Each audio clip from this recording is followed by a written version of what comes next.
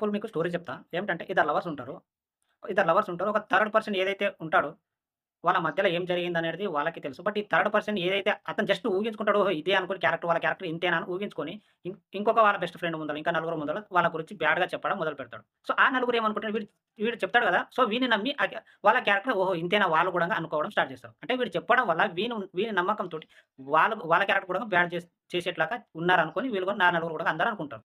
ఇక్కడ ఈ third person ఏదైతే చెప్తూ ఉంటాడో వాళ్ళ గురించి అక్కడ జరుగుతున్నది వీడు చూడడు కళ్ళారా నుంచి. ఎవరో చెప్పిన మాటలు విని ఇంకో నలుగురు ముందల షేర్ చేస్తారు. ఆ నలుగురు గూడా వాళ్ళ గురించి తప్పుగానే అనుకుంటారు. అది చెప్పే ముందు మీరు కళ్ళతో చూస్తేనే వాళ్ళ క్యారెక్టర్ ఇంతే అని చెప్పండి. వాళ్ళు చూడక ముందే ఎవరో ఒకరి దృష్టిలో తప్పు చేసింది లేదా తప్పు చేశాడు అని అందరి దృష్టిలో తప్పుగానే చూడడం తప్పు.